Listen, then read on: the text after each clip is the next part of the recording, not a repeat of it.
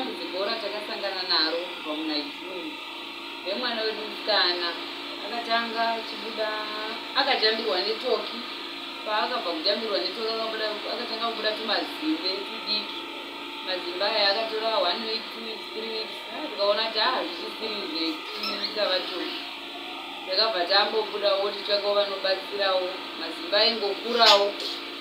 Tabva ipapo mwana akazouya baba singa vakauya takatakura mwana tikaenda kwaTsape mazimba aingokura aita mazihombe hombe chaiwo ekuti kana mukamuona amai musikafungi vanhu kuti angabuda masee emwana. Saka taitiwo tikavesa moto ikoko tiriko aibuda nemoto. Tapedza izvozvo mazimbe akatora 3 to 4 months achibuda. Tabva ipapo kwakatanga kuya zvematombo aitobuda aitotsva maoko ese paanotodai achida kuribata kudai aitotsva maoko. Mazimba apera kwakazotanga kukandwa matombo.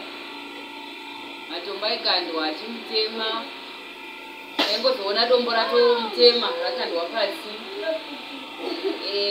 Andandasira pane chimwe chitoko chake ichi chaibudawo mazimbe netsanga mumhino. Chaibudawo mazimbe ekuti nyange mukaona maziso ake mazimbe acho ainge ari mazihombe netsanga dzaibudawo mumhino zvakabva zvapera ndokwatanga kukandwa matombo. Dzaive tsanga dzeita dzechibage. Musikana akatanga kutemwa namatombo mazimbe anga amira ipapo. Matombo akatanga kumutema achitemwa kudaro aingochero ari mumba matombo takavhara mahwindo madhoo akavharwa matombo aingopinda. Nyange ari mumba imomo kwaingosimudzwa chero makapu mapleti mapanga achingobaya. Padaro akazoti rimwe zuva isiri kugadheni chikomana chakasungirirwa pazvimapaipi chazviya zvinotubva magesi. Akasungirirwa netambo asungirirwa netambo. Chimwana changu chokupedzisira chine 2 years chakasungirirwa ipapo papaipi yemagesi. Saka mukuru akabva ona mwana atova mudenga akarembera. Musikana wangu ndobva aenda anobata mwana abata mwana iye akatanga kusungwawo netambo iyoyo.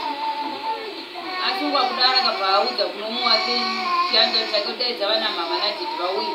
Saka nguva nomwana akabatwa iye akasungirirwawo. Mwana akatosungirirwa muhuro zvekutodzipa chaizvo. Saka takangosha tikabvisawo tambo iyaiya. Tabvisa tambo iyaiya takabva tavasunungura vana vedu. Mumwe musiwo musikana iye akati ari kugadheni achiridza nehosipaipi akangoona hosipaipi yamusunga kubva mumakumbo kusvika muhuro. Ndobva audza zechanzari chake daidzawo mama vandaenda ndobva ndanosungura. Chingorumba zvakarezve waingoona tambo yebhutsu yabviswa pabhutsu yatosunga mwana angava iye musikana neicho chituku chine 2 years chaisungwa netambo dzebhutsu chaizotoona yaitova muhuro. Iye izvo musikana uyu aisungwa kana rurimi kuzipiwa izvezvi yave kurohwa mambama. Unotoinzwa ichitorira mbama, kutsunwa, kunyikwa nzara, kurumwa. Mazino unotomuwana akatodhinda utonototi mwana atorumwa. Izvazvo zvakaitika kumusha kuti zvakafamba sei. mwana aiva achigara nagogo. Saka gogo vakashayawo mainifomu yemwana for 2 weeks.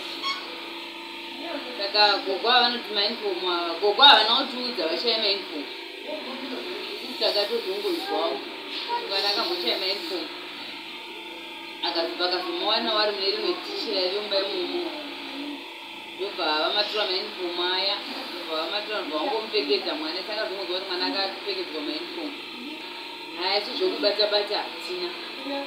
Kwatinongotobatsirwa ungoriwo kumasowo ikoko ndokwatinotongoendawo tichingonobatsirwawo dambudziko irori kubva richitanga kusvikira nepariri nhasi. Tinongoenda kumasowo tinobatsirwa. Zvatona hazvisi kuchinja hazvisi kupera. Ukatobva kana kuwanenge watobva semambama yanotoya achitowedzera. Kana zviri zvinhu zvinotosumudzwa zvehasha zvazvokutoti unotoshaya kuti saka zvinotoda kuti ndingogara here pamba ndisina kwandinoenda. Seuyu mukomana wangu wepakati akatotemwa nebanga zvokuti pane papa akatemwa aifanira kusonwa masitichi kana 2 ndoaifanira kusonwa. Saha tine tikwanisa kuenda naye kuchipatara asi banga rakatomucheka zvepakatombokuda ropa ukatombotanga kutoti hanzi kurwara toona zvechiwo mwana ari kutorwara kusvikira azongopora wega tangochakowo mapirisi atakamupa kuti amwe.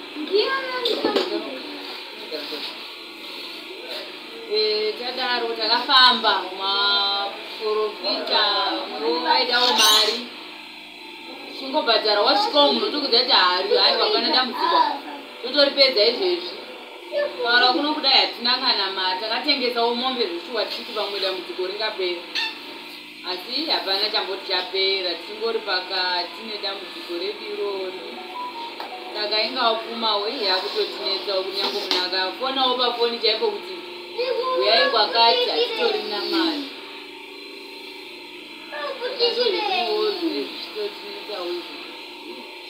atiti kuna kuda kukubatsira vangakuwa nei panhamba dzinoti kudii pafoni namba pane vanoda kubatsira foni namba dzedu 0772 649 032 vane vanenge vachidawo kutipawo kana maadvice kana kutiudzawo kuti kwanhingi kune muprofita kana vanoda kutibatsirawo kana nepfuma chaivo nemari chaiyo kuti igone kufambawo tichiendawo ikoko kunenge kwataurwawo kuti kune vanobatsira.